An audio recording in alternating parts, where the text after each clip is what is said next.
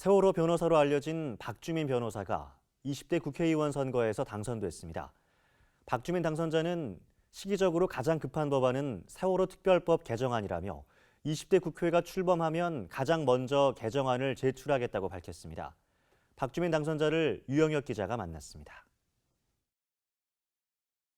야간 집회 금지 헌법 불합치 결정, 강정마을, 밀양 송전탑 사건, 쌍용 자동차 해고 노동자 사건, 세월호 등 대표적인 진보 지정의 사건 변호를 맡아왔던 박주민 변호사. 박 변호사는 야권 분열로 새누리당 180석, 야권의 필패가 예상됐던 총선 직전 문재인 전 더민주당 대표의 제의를 받고 더민주당에 입당했습니다. 정치가 좀 바뀌어야 된다는 생각을 가지고 있던 차에 입당 제의를 받았습니다. 아시다시피 이제 국민의당 쪽 분들이 분화돼서 나가면서 이제 더불어민주당이 굉장히 어려운 시기 상황에 빠졌을 때 좀 들어와서 당에 좀 기운을 북돋아 줬으면 좋겠다. 이대로라면 야권이 전반적으로 어려워지는 상황이 된다라는 제의를 받고 고민하다가 입당하게 되었습니다. 총선 25일 전 더민주당의 마지막 공천자로 서울 은평갑에 전략 공천됐습니다. 박 당선자는 25일 동안의 짧은 선거운동 기간에도 불구하고 득표율 54.9%로 새누리당 후보를 14%포인트 차로 누르고 당선됐습니다.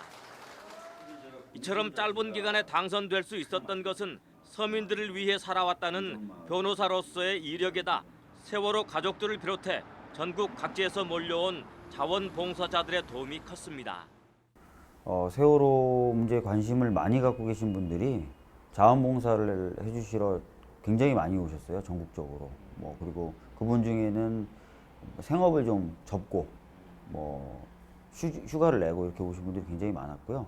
저는 그래서 비교할 만한 경험은 없어서 잘 모르겠는데 캠프에 계신 여러 번 선거를 치러보신 분들이 이렇게 자원봉사자가 많은 선거 캠프는 처음 본다고 얘기를 하실 정도로 많이 오셨고, 세월호 그 피해자 가족분들도 하루에 적게는 3명, 많게는 한 10명, 12명 이렇게 오셔가지고 여러 가지 도움을 주시고 가셨습니다. 이제 여러 가지 변호를 하셨습니다만 최근에는 세월호 변호사로 알려져 있습니다. 어떻게 해서 세월호 변호를 맡게 됐습니까? 먼저 이제 가족분들 옆에서 도와드리고 있던 변호사가 있었는데 저한테 도움을 요청하더라고요. 자기네들만으로는 힘들다.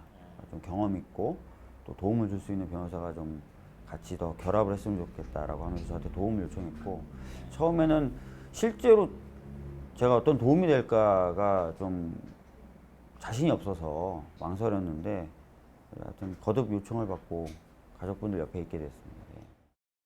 세월호 참사 사건 변호사로 늦게 합류한 박 당선자는 2년 동안 4.16 가족협의회 법률 대리인으로 활동하면서 적지 않은 성과를 이끌어냈습니다.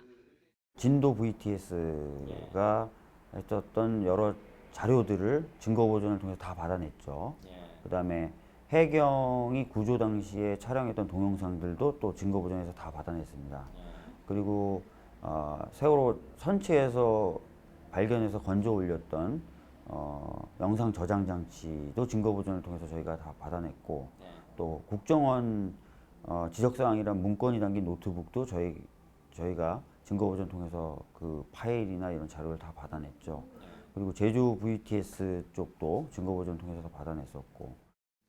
박 당선자는 20대 국회가 열리면 자신의 지역구인 은평구의 발전과 정치 제도 개선, 세월호와 강정마을 등 약자들을 위한 정치 등 3가지 축을 지속적으로 추진하겠다고 말했습니다. 시기적으로는 세월호 특별법 개정이 가장 시급하다고 강조했습니다. 특조위의 조사활동 기간을 놓고 논쟁이 있지 않습니까? 정부는 그래서 6월 30일 기준으로 예산을 더 편성을 안 해놓은 상태예요. 그렇기 때문에 활동 기간을 명확하게 하고 또 실질적인 조사 기간이 보장될 수 있도록 법을 좀 개정할 필요가 있다는 거죠. 그리고 이 또 법 자체에 세월호 선체 인양 과정에 대한 모니터링이라든지 인양된 선체를 정밀 조사하는 부분에 대한 언급이 없어요. 그러다 보니까 해수부와 특조위 사이에 권한 분쟁이 계속 있습니다. 이것도 좀 명확하게 하는 내용을 좀 넣어서 세월호 특별법 개정안을 시기적으로는 그래도 좀 빨리 가장 먼저 내는 법안이 되지 않을까 그런 생각이 듭니다. 정치인은 좀 두루뭉실해야 장수할 수 있을 것 같습니다.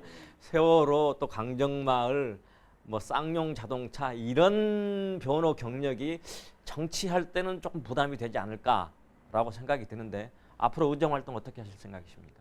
이제 정치는 대화와 타협을 통해서 조금 더 나은 것들을 만들어 나가는 그런 과정이라고 저는 생각을 합니다. 그래서 좀 답답해 보일 수도 있고 또는 힘들어 보일 수도 있지만 조금 더 나은 것을 내일은 더 낫게 만들고 그 다음은 더 낫게 만들고 하는 식으로 좀 여러 가지 어떤 일들을 해나갈 생각이고요.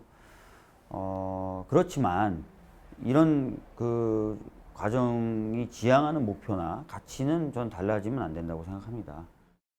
폐지를 주어 폐지 줍는 할머니, 할아버지들에게 건넸던 부모 밑에서 자라 다른 사람을 돕는 일이 몸에 밴 박주민 당선자의 바른 의정 활동을 기대합니다.